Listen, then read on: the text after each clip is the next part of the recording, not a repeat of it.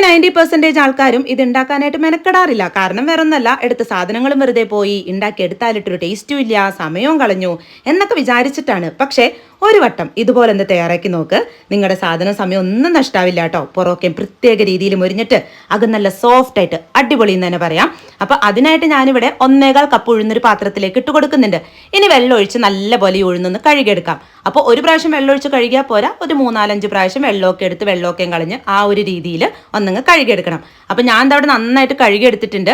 ഇനി ഇത് കറക്റ്റ് 2 മണിക്കൂർ ഒന്ന് റെസ്റ്റ് ചെയ്യാനായിട്ട് മാറ്റി വെക്കുമ്പോഴേക്കും നമ്മുടെ ഉഴുന്നൊക്കെ ഡബിൾ സൈസ് ആയിട്ട് വന്നിട്ടുണ്ടാവും. ഇനി ഇതിലെ വെള്ളം ഫുള്ളായിട്ട് അങ്ങോട്ട് മാറ്റിക്കളയാം. ഇനി നമ്മുടെ വീട്ടിലെ മിക്സിയുടെ ചെറിയ ജാറുണ്ടല്ലോ, അതങ്ങോട്ട് എടുത്ത് വെക്കുക. എന്നിട്ട് ഓരോ ബാച്ചായിട്ട് അങ്ങോട്ട് എടുത്ത് അരയ്ക്കാം. ഒരു ബാച്ചിൽ 2 ടേബിൾ സ്പൂൺ വെള്ളം മാത്രമേ ഒഴിച്ചു കൊടുക്കാവുള്ളൂ. വെള്ളത്തിന്റെ അളവ് കൂടി പോകരുത്. പിന്നെ അടിച്ചെടുക്കുമ്പോൾ ഇല്ലേ ഒന്ന് നിർത്തിയൊക്കെ ഒന്ന് അടിച്ചെടുക്കുക. ആ ഒരു മാവ് ചൂടായി പോകാതിരിക്കാൻ വേണ്ടിയിട്ടാണ്. ഇനി സ്പൂണിൽ ഇങ്ങനെ കോരിയിടുന്ന സമയത്ത് സ്പൂണിൽ നിന്ന് വീഴാനായിട്ട് കുറച്ച് ബുദ്ധിമുട്ടായിരിക്കണം. അതാണ് നമ്മുടെ മാവിന്റെ പരുവം. ഇനി മൊത്തത്തിൽ അരച്ചെടുത്ത മാവിലേക്ക് 1 ടേബിൾ സ്പൂൺ കോൺഫ്ലോർ. അപ്പോൾ 1.25 കപ്പ് ഉഴുന്നിന് 1 ടേബിൾ സ്പൂൺ കോൺഫ്ലോർ കറക്റ്റാണ് കേട്ടോ. കൂടിയും കുറഞ്ഞൊന്നും പോവണ്ട. ഇനി ഒട്ടും മടിക്കാതെ കൈ വെച്ച് തന്നെ നല്ല പോലെ കുറഞ്ഞത് 5 മിനിറ്റെങ്കിലും അടിച്ചടിച്ച് മിക്സ് ചെയ്തെടുക്കുക കേട്ടോ. ഈ ഉഴുന്നുവട സോഫ്റ്റ് ആവുന്നതിൽ ഒരു പ്രധാന പങ്ക് വഹിക്കുന്നുണ്ട് ഈ മിക്സിങ്. അപ്പോൾ മിക്സ് ചെയ്തെടുത്തു കഴിഞ്ഞാൽ 2 മണിക്കൂർ മാത്രം ഒന്ന് റെസ്റ്റ് ചെയ്യാനായിട്ട് മാറ്റിവെക്കാം.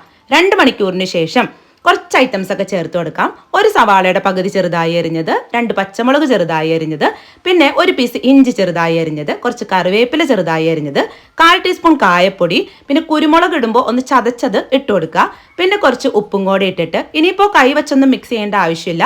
ഒരു സ്പൂൺ വെച്ചിട്ട് ഒരു 1-2 മിനിറ്റ് ഒന്നങ്ങ് നന്നായിട്ട് മിക്സ് ചെയ്ത് കൊടുത്തു കഴിഞ്ഞാൽ നമ്മുടെ 2 ഉള്ളംകൈ ഒന്നങ്ങ് നനച്ച് കൊടുത്തതിന് ശേഷം ഈ വീഡിയോയിൽ കാണും പോലെ അങ്ങോട്ട് ചെയ്തെടുക്കാം കേട്ടോ. ഇതൊക്കെ സിമ്പിളാണ്.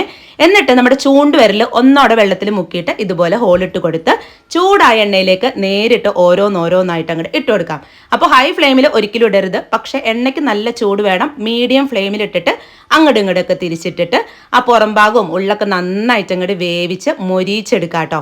നമ്മൾ ഈ കോൺഫ്ലോർ ഒക്കെ ചേർത്ത് നല്ലപോലെ കൈവച്ച് മിക്സ് ചെയ്ത് 2 മണിക്കൂർ റെസ്റ്റ് ചെയ്യാനൊക്കെ വെക്കുന്നതുകൊണ്ട് തന്നെ പുറം ഭാഗം ഒരു പ്രത്യേക രീതിയിൽ മൊരിഞ്ഞിട്ട് അത് നല്ല സോഫ്റ്റ് ആയിട്ട് അടിപൊളി ടേസ്റ്റിലാണ് കേട്ടോ നമുക്കിത് കിട്ടുന്നത്. അപ്പം നിങ്ങളുടെ ഉഴുന്നും അതുപോലെ സാധനങ്ങളും സമയം ഒന്നും നഷ്ടാവില്ല. ഇതുപോലെ അങ്ങോട്ട് തയ്യാറാക്കിക്കോ കേട്ടോ.